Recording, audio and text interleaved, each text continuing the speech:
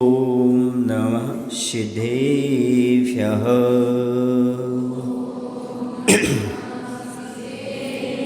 ॐ नमः सिद्धेभ्यः। नमः श्रीवर्धमानाय निर्धूतकलिलात्मने सालोकानां त्रिलोकानां यद्विद्यादर्पणायते यद्विद्यादर्पणायते। बोलिए अहिंसा परमो धर्म की। देवादिदेव श्री महावीर भगवान जी की। आचार्य गुरुदेव भगवान श्री विद्यासागर जी महाराज जी की। आचार्य समय सागर जी महाराज जी की।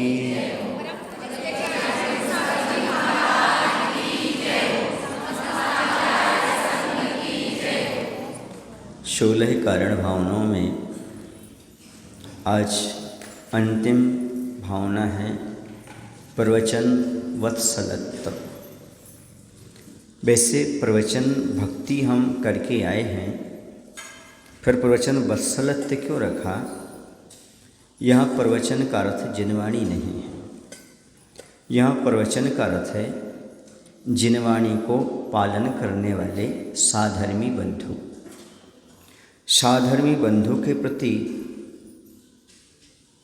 मायाचारी से रहित होकर के, स्वार्थ रहित होकर के जो प्रेम और वात्सल्य किया जाता है उसे प्रवचन वत्सलत्व कहते हैं। धवला जी ग्रंथ में लिखा है साधर्मी के प्रति ममेदम भाव होना चाहिए। मम इदम अर्थात ये मेरे हैं, ऐसा भाव होना चाहिए। ऐसी बुद्धि का नाम ही प्रवचन वत्सलत्व है। ये मेरे हैं ऐसा भाव आना चाहिए। क्यों? क्योंकि वह भी वही धर्म का पालन कर रहा है, मैं भी वही धर्म का पालन कर रहा हूँ। अर्थात हम में और उनमें कोई अंतर नहीं है, ये मेरे ही हैं। क्योंकि जिनेंद्र भगवान के द्वारा बताए गए मार्ग का अनुसरण वह कर रहे हैं, हम भी कर रहे हैं। समझ गए ना? और भी लिखा है वत्से धेनुवत सधर्मणि स्नेहा प्रवचन वत्सलत्व। जैसे गाय अपने बछड़े से स्नेह रखती है, उसी प्रकार से स्वार्थ रहित होकर के, कपट रहित होकर के अपने साधर्मी बंधुओं से स्नेह रखना, प्रेम रखना, इसी का नाम प्रवचन वत्सलत्व भावना कहलाता है। सम्यक दर्शन के 8 अंगों का वर्णन करते हुए आचार्य समंतभद्र महाराज ने वात्सल्य भाव रखा है। सम्यक दर्शन के साथ ही ये प्रक्रिया प्रारंभ होती है। जो सम्यक दृष्टि होता है वही अपनी साधर्मी से प्रेम और वात्सल्य कर सकता है। इसलिए दर्शन विशुद्धि भावना पहले रखें, जिसके माध्यम से हम ये समझ सकें कि यदि हम सम्यक दृष्टि हैं तो हमारे जो सम्यक दर्शन का पालन करने वाले, सम्यक ज्ञान सम्यक चरित्र का पालन करने वाले, जिनवाणी के अनुसार जीवन को ढालने वाले जो हमारे साधर्मी हैं, उनसे हमारा भाव ऐसा हो जैसे कि एक गाय बिना स्वार्थ के अपने बछड़े से प्रेम किया करे। याद रखो, ये साधर्मी से प्रेम करने को कहा गया है, वात्सल्य करने को कहा गया है। वात्सल्य कह लो, प्रेम कह लो, स्नेह कह लो, समादर कह लो, ये सब एकार्थवाची है। कहीं कहीं विनय भी कहा जाता है। विनय करना भी साधर्मी के अपने आप में वत्सलत्व में ही आता है। लेकिन साधर्मी कौन होना चाहिए? जो हमारे धर्म का पालन करता हो, जिस धर्म का हम पालन करते हैं उसी धर्म का पालन करता हो, अहिंसा धर्म का पालन करता हो, दया धर्म का पालन करता हो, सच्चे बीतरागी देव शास्त्र गुरु को मानने वाला हो, उसके प्रति वात्सल्य का भाव, प्रेम का भाव रखना। प्रेम रखने से क्या फ़ायदा होता है? प्रेम रखने से समाज में एकता आती है, प्रेम रखने से संघ में एकता आती है, प्रेम रखने से परिवार में एकता आती है। जब परिवार में, समाज में और संघ में मुनि संघ में जब वात्सल्य रखा जाएगा, सब में एकता आएगी, तो निश्चित है धर्म की प्रभावना अपने आप होती चली जाएगी। आज समाज टूट रहा है, परिवार टूट रहा है, तो उसका मुख्य कारण यदि कोई है तो प्रेम है।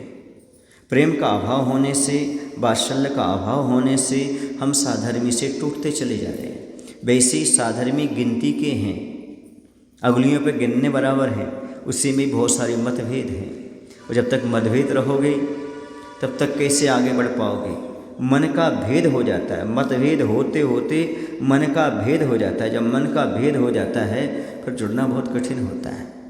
समझ गए? दूध फटा, सुन रहे आप लोग? दूध फटा घी गया, हीरा कटा, हीरा कटा गई रीत, और यदि मन फटा तो गई प्रीत।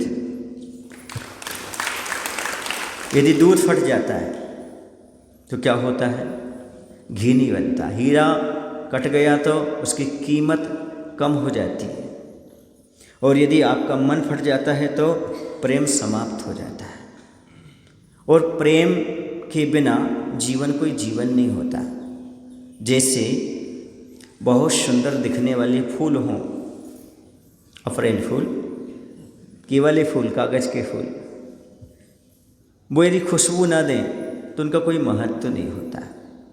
जैसे आर्टिफिशियल फूल का कोई महत्व नहीं होता खुशबू के बिना, वैसे ही आपके प्रेम के बिना मानव जीवन का कोई महत्व नहीं होता।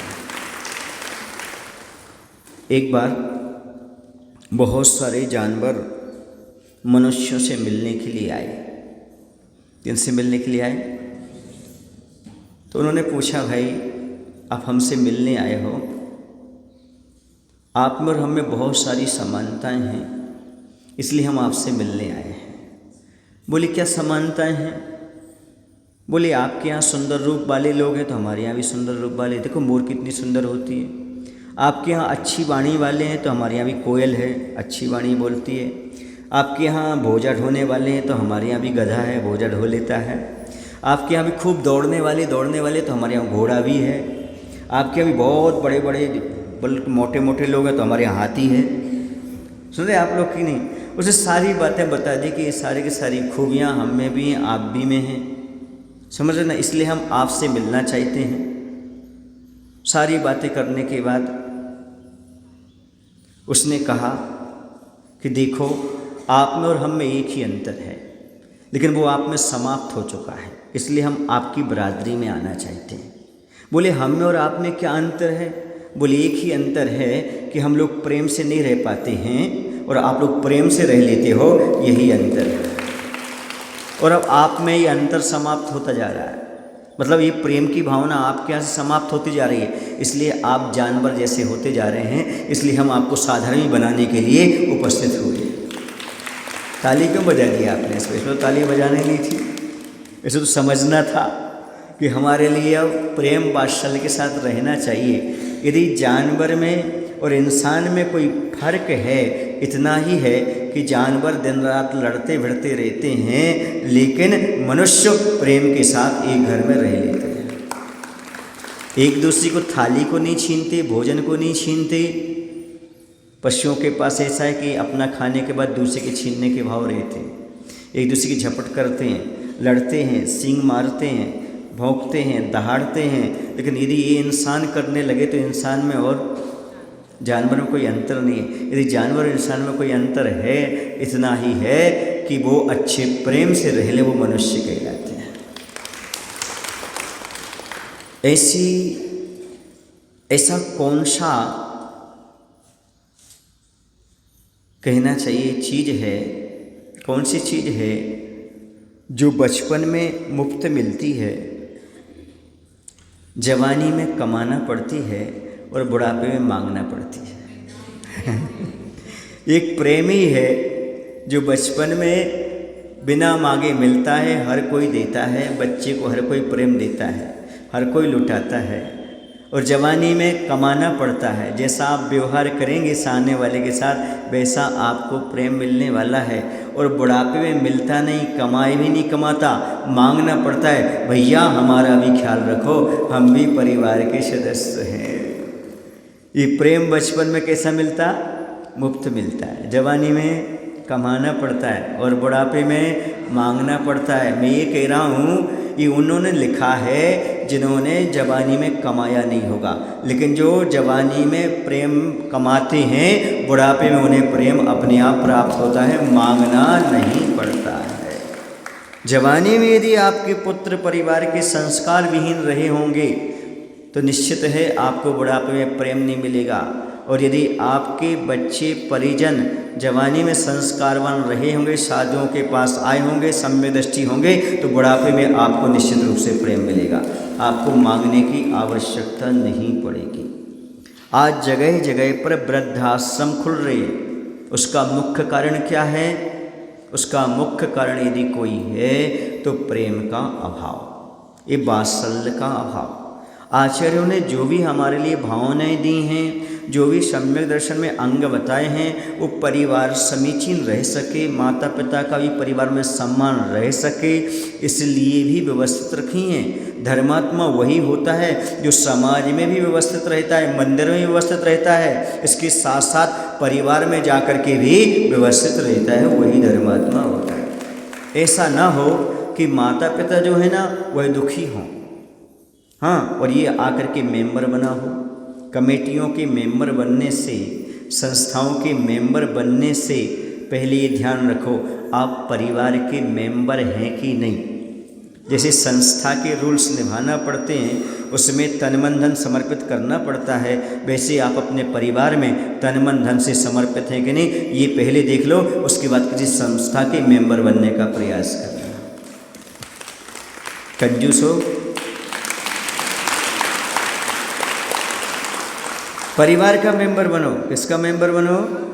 परिवार के मेंबर। कितने लोग हैं परिवार के मेंबर हैं जो अपने माता पिता का ख्याल रखते होंगे, रोज़ माता पिता से जाकर पूछते होंगे कैसे हो माँ, हाँ कैसे हो पिता। याद रखो माता पिता एलोपैथी नहीं चाहते, होम्योपैथी भी नहीं चाहते, है ना, और नेचुरोपैथी भी नहीं चाहते, वो आपसे थोड़ी सी सिंपैथी चाहते हैं। आप थोड़ी सिंपैथी देना प्रारंभ कर दो, ये आपका वात्सल्य बहुत महत्वपूर्ण।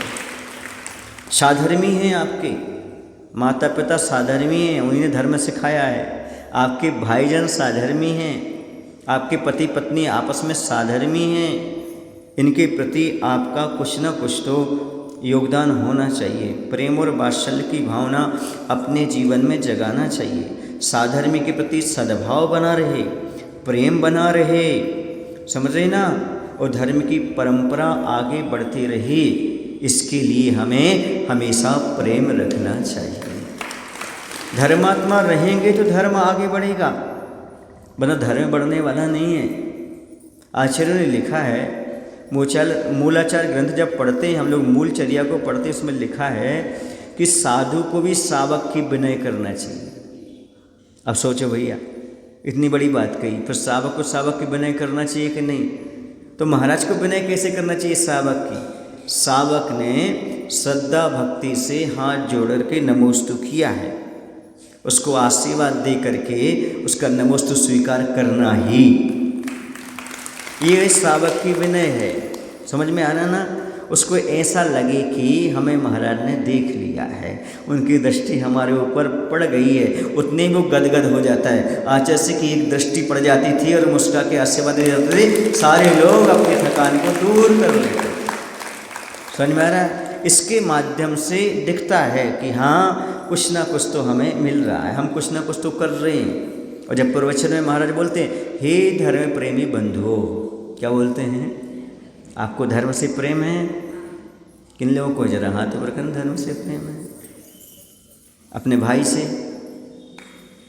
अपने पड़ोसी से, नीचे हाथ करो।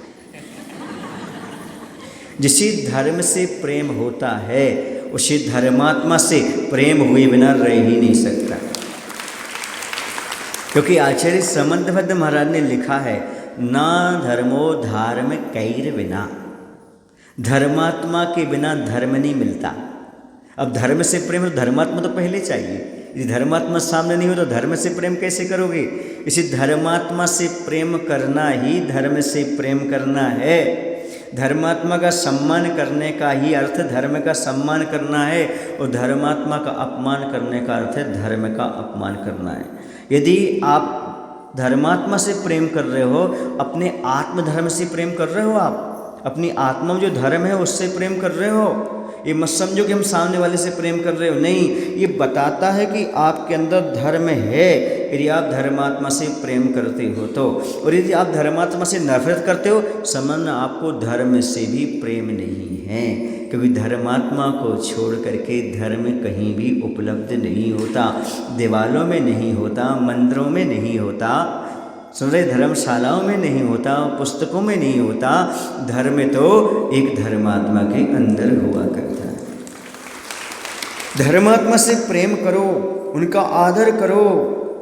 जहाँ पर आदर रहता है ना, वहाँ पर प्रेम बना रहता है। समझ गए ना? उनको सक्षम बनाओ, जो कमज़ोर हैं उनके लिए ऊपर उठाओ। अपने जो साधर्मी हैं, गरीब हैं, उनकी भी सेवा करो। वो जो धर्म परिवर्तन करके अपनी आजीविका के कारण मजबूरी बस दूसरे धर्म में चले जाते हैं, उनको समझाओ, उन्हें बताओ आपके पास यदि पैसा है तो मंदिर बाद में बनाओ। एक जीवित धर्मात्मा यदि धर्म छोड़ता है, उसे धर्म में पुनः लाने का प्रयास करो। आपका धन इसी में सफल होने वाला है। इस ओर भी हमें कदम उठाने की आवश्यकता है। हमारा साधर्मी कहीं धर्म छोड़ करके आजीविका के कारण अन्य जगह न चला जाए, बल्कि वह हमेशा धर्म का पालन करता रहे। समझ रहे ना? तो एकता बहुत ज़रूरी है। एकता के साथ ही सारे काम हो सकते हैं। और एकता कब आएगी? जब प्रेम की डोर होगी। किसी चीज़ को, बहुत सारी चीज़ें फैली हुई हैं, उनको बांधने के लिए क्या चाहिए? डोर चाहिए। और इंसानों को बांधने के लिए रस्सी चाहिए, डोर चाहिए। क्या चाहिए? प्रेम की डोर चाहिए। आप जानते तो सब हैं कौन सी डोर चाहिए, क्या चाहिए, है ना? पर उसका उपयोग नहीं करते, इस्तेमाल नहीं करते। आपके लिए परिवार को, समाज को जोड़ने के लिए और कुछ नहीं चाहिए, मात्र थोड़ा सा समर्पण चाहिए और थोड़ा सा स्नेह और प्रेम की डोर चाहिए। अपने आप परिवार जुड़ जाएगा।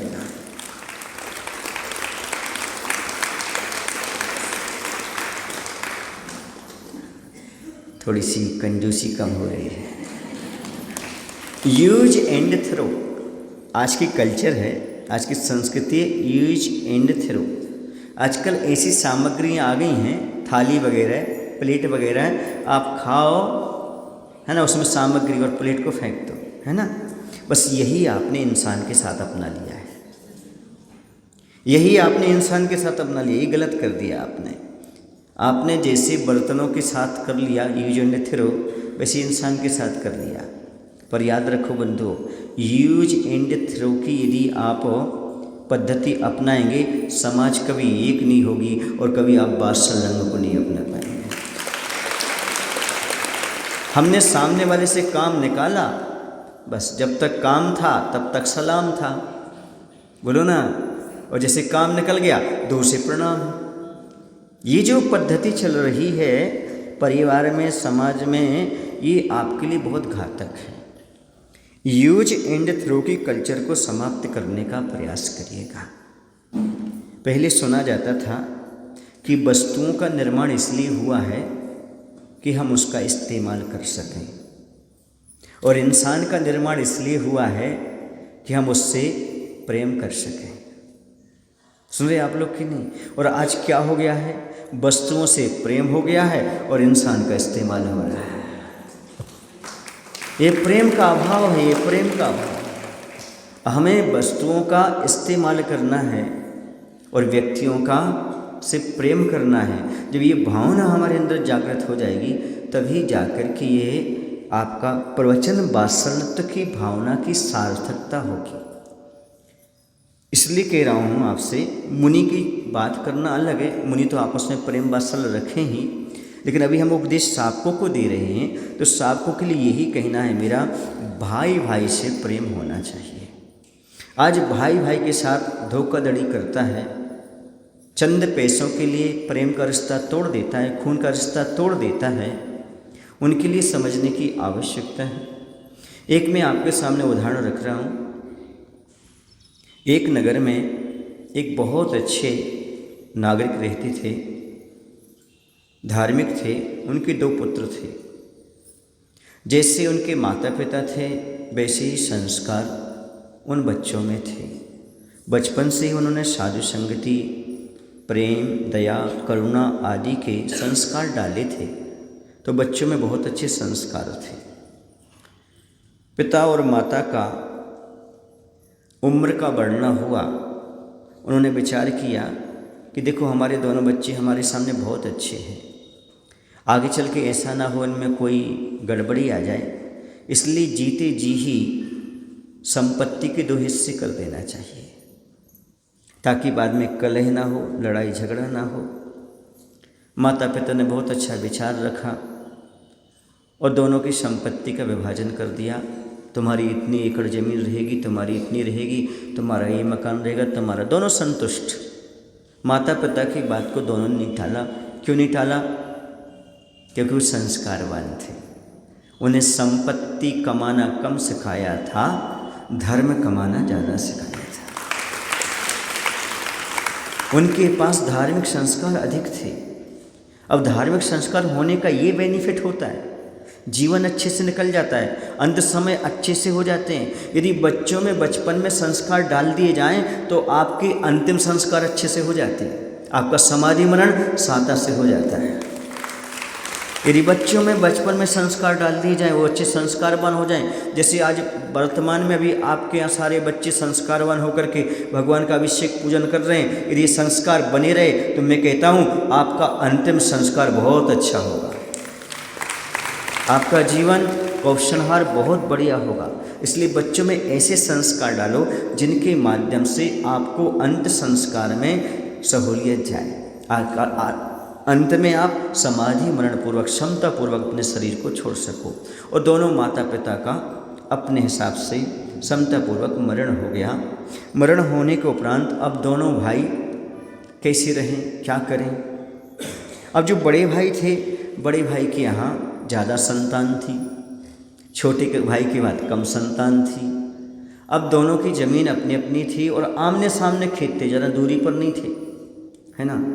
अब छोटे भाई के मन में आया, देखो बड़े भाई के पास संतान ज़्यादा हैं, उनको ज़्यादा खर्चा लगता है, हमें तो कम खर्चा लगता है, पर हिस्सा तो पिताजी ने बार बार किया है। एक काम करते हैं, अपने बड़े भाई से कहते हैं भाई कुछ पैसा तुम ले लो, कुछ ज़मीन ले लो। वो उनके पास गए, उन्होंने मना कर दिया, देखो भाई आपके पास भी है, आपकी आयु लंबी है और अभी आपके बच्चे छोटे हैं, आपको ज़्यादा पैसा चाहिए पड़ेगा, हम नहीं लेना चाहते हैं। सुने ना, अब दोनों की ऐसी बात हो गई, पर इसके मन में भाव था कि हमें बड़े भैया की मदद करना है, उसके मन में भी भाव था कि हमें छोटे भैया की मदद करना है। रात को क्या हुआ, ये लोग एक काम करते, दोनों की भावना एक साथ हुई, और जब एक की भावना अच्छी हो तो दूसरे की भी अच्छी हो जाती है। जब हमारे अंदर कलुषता रहती है, दूसरे में कलुषता रहती है। भाई भाई में झगड़ा कब होता है? जब एक की भावना बिगड़ती है, दूसरे की बिगड़ जाती है। और भाई भाव में झगड़ा समझ कब होता है? जब एक की भावना अच्छी हो तो दूसरे की भी अच्छी होती चली जाती है। और ऐसा हुआ कि रात्रि में वो अपना अनाज जो खेत में रखा रहता था ना, एक बोरी उसके खेत में रखाता था। समय अलग अलग था, ये भी वहाँ उसकी खेत में रख कर आ जाता था। इसके भाव वैसे हो तो इसके भाव वैसे हुए। ये लोग सोचते कि हम एक बोरी वहाँ रख कर आते, पर हमारे यहाँ एक बोरी आ जाती है। ये भी सोचता है इनके यहाँ हम रखते हैं, हमारे यहाँ आ जाती है। एक दिन दोनों की दोनों, चूँकि उस दिन पूर्णिमा की रात थी, समझ रहे ना, दिखाई दे गया, उसके खेत में कोई दिख रहा है, इसके खेत में कोई दिख रहा है। इसने कहा एक काम करते हैं, आप चुपचाप बोरी उठाकर इस साइड से ले जाते, वो उस साइड से ले जाते हैं। लेकिन देखा ये हमारे खेत में जा रहा है, ये हमारे खेत में जा रहा है, दोनों आपस में मिलते हैं, और जैसे मिलते हैं वो समझ जाते हैं ये रोज़ हमारे यहाँ बोरी रखता है, ये हमारे यहाँ बोरी रखता है। और छोटा भाई बड़े भाई के चरणों में गिर जाता है, बड़ा भाई उसे उठाता है और गले से लगा देता है और कहता है भाई आप कब से कर रहे? बोले जब से आप कर रहे। बोले क्यों? बोले मैं सोचता हूँ कि तुम छोटे हो, तुम्हारी आयु अधिक है, तो मैं छोटे बच्चे हैं, परवरिश को ज़्यादा पैसा लगता है, इसलिए मैं देने के लिए आ रहा हूँ। यदि बंधुओं ऐसा प्रेम आपस में भाई का रहे तो मैं कहता हूँ धर्म आपसे दूर नहीं, परिवार की एकता आपसे दूर नहीं, समाज की एकता आपसे दूर नहीं। ये प्रेम, ये वात्सल्य भाई भाई में जगाने का प्रयास करो, तभी आप आगे चल करके धर्मात्मा से प्रेम कर पाओगे। जब भाई भाई से प्रेम नहीं होगा, एक माँ से उत्पन्न दो भाइयों में प्रेम नहीं होगा, तो एक धर्म में रहने वाले दो भाइयों का प्रेम कैसे हो सकता है? धर्म से प्रेम क्या हो सकता है? वही 4 पंक्तियाँ मुझे याद आ रही हैं। प्रेम क्या कर सकता है तू भगवान से, प्रेम क्या कर सकता है तो ईमान से, जब जन्म लेकर गोद में इंसान की, प्रेम न कर पाया तो इंसान से। जिस माँ की तुमने गोद में जन्म लिया, उन्हीं भाई से आपस में प्रेम नहीं कर पा रहे, समाज से कैसे करोगे? ये विचारणीय बिंदु है। इसलिए आप चाहते हो कि हमें आपस में प्रेम करना है, प्रेम से रहना है, तो थोड़ा सा विचार आपको करना पड़ेगा कि हमें एक दूसरे की तकलीफ़ को समझना है, एक दूसरे को तकलीफ़ नहीं देना, तकलीफ़ को समझने का प्रयास करना है। यह है साधर्मी का अपने आप में वात्सल्य।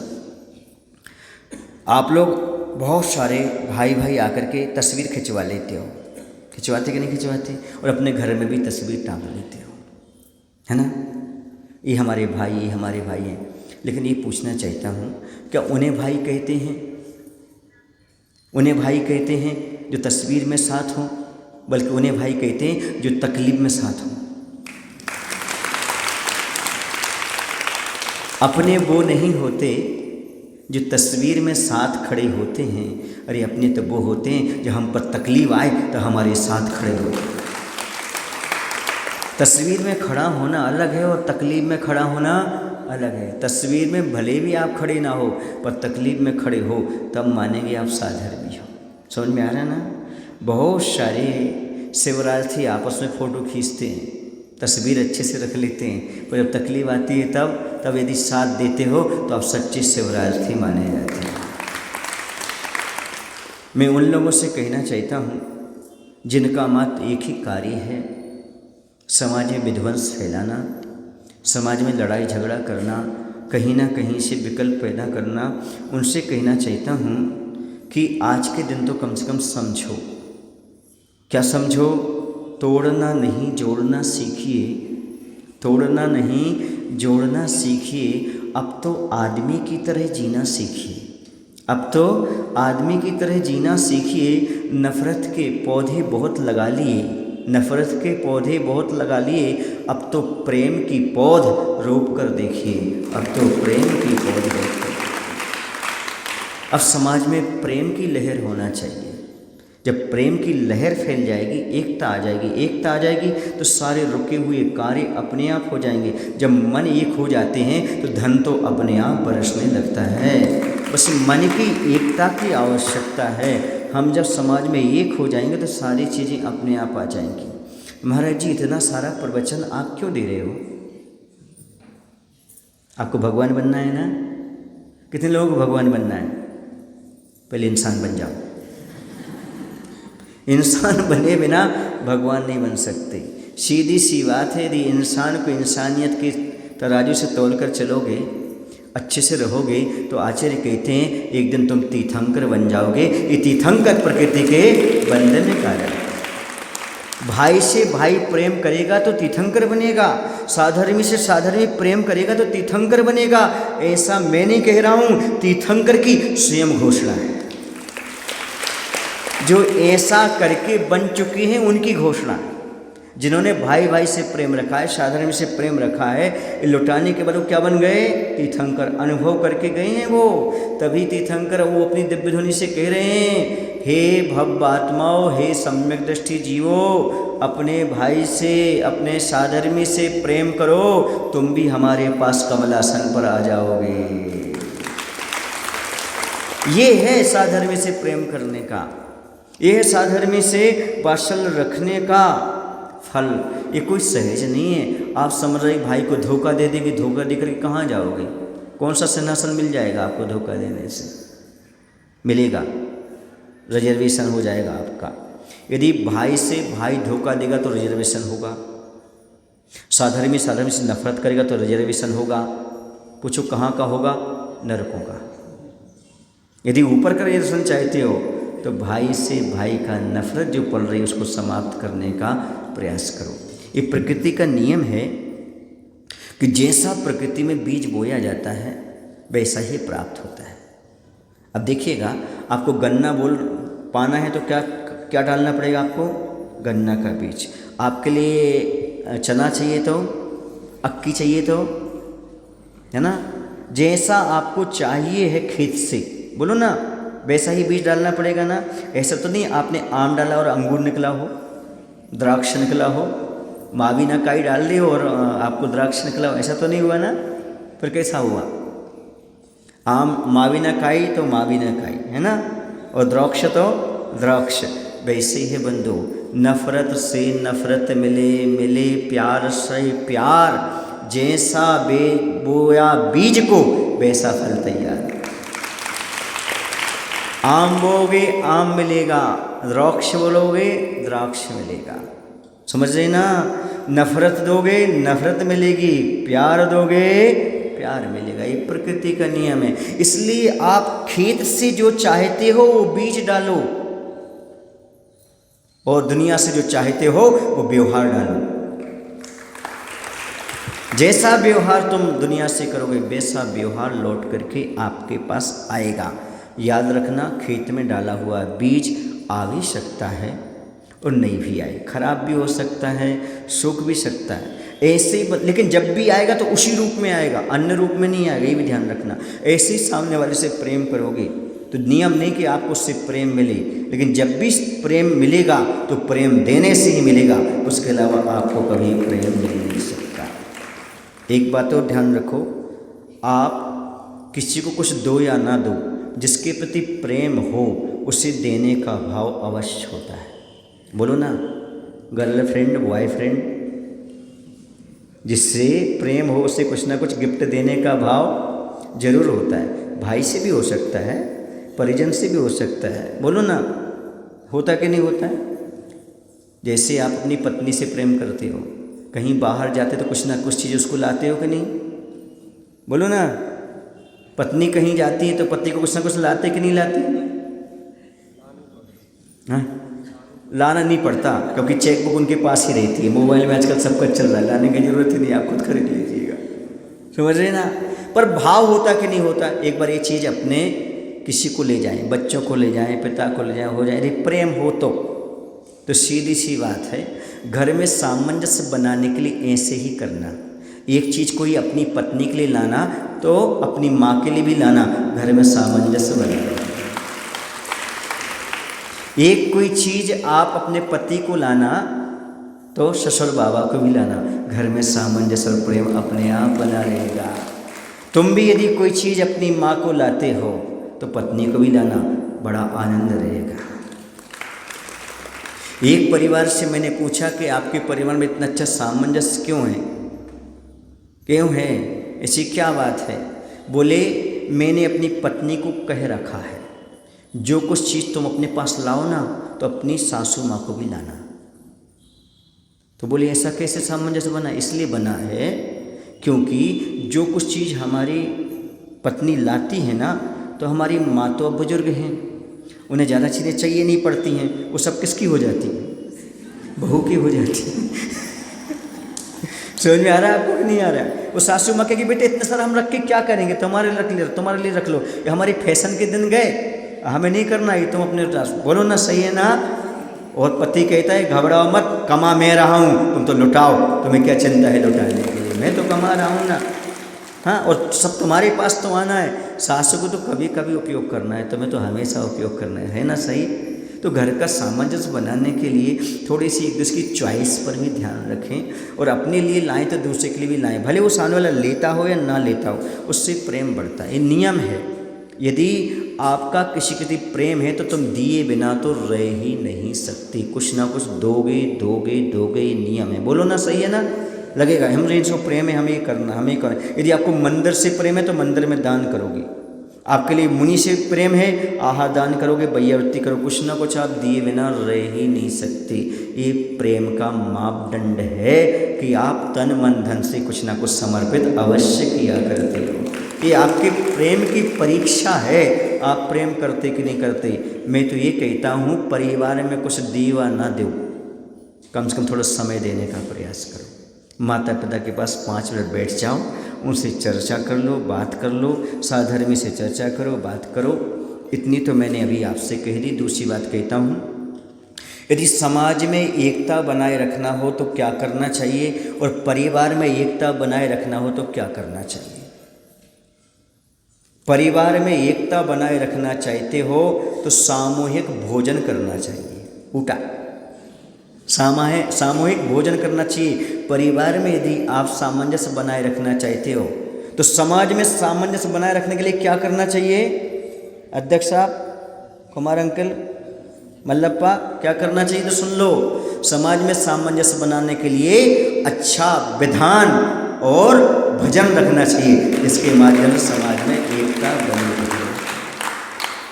परिवार की एकता के लिए एक साथ भोजन, समाज की एकता के लिए भजन विधान, जिसके माध्यम से समाज और परिवार हमेशा एक बना रहेगा।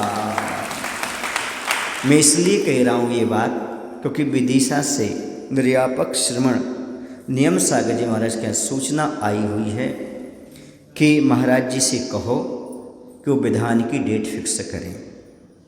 पूछा क्यों, क्योंकि उन्होंने कहा है हम प्रतिमाधारियों का शिविर लगाने वाले हैं, तो उनको भी डेट फिक्स करना है वहाँ की। जब यहाँ विधान की डेट फिक्स हो जाएगी तो उनकी डेट फिक्स हो जाएगी, क्योंकि यहाँ से प्रतिमाधारियों को भी वहाँ पहुँचना है, उनका ऐसा कहना है। सो अभी आपके सामने ब्रह्मचारी भैया धीरज जी हैं। अभी आप समाज के लोग बैठ करके बात कर लेंगे, विधान कब करना है, कौन सा करना है, कैसे करना है, किस रूप में करना या नहीं करना है कि नहीं। ये सवाल तो उठता नहीं कि नहीं करना। कितने लोग चाहते कि ना हो विधान। अच्छा, कितने लोग चाहते विधान हो, वो हाथ नीचे करो। अच्छा, ऊपर कर लो। कितने चाहते हैं, सब चाहते विधान होना चाहिए, अच्छी बात है। कंजूसो होना चाहिए। चलिए, समझ गए ना। अब आप बोलेंगे महाराज जी आप कंजूस क्यों कहते हो, क्योंकि आपने घर में कंजूसी कर दी, अब घर नहीं जाते हो, है ना। और आपने कृपणता में कंजूसी कर दी, अब धर्म में आपने दिल खोल दिया है, इसलिए कहता हूं। ये आपको सोचना होगा। आज कल में विचार करके वहाँ पर आपको सूचना भेजनी है, ताकि वहाँ का कार्यक्रम भी हो सके, यहाँ का कार्यक्रम भी हो सके। तो बस इतना रखो, घर परिवार में हमें प्रेम कैसे बनाए रखना है। प्रेम सीखना हो तो राम और लक्ष्मण से सीखें। भाई और भाई का प्रेम कैसा होता है, भ्रातृ प्रेम राम और लक्ष्मण के माध्यम से आपको पूरा ज्ञात हो जाएगा कि हमारे जीवन में भाई भाई का साथ कैसे देना चाहिए।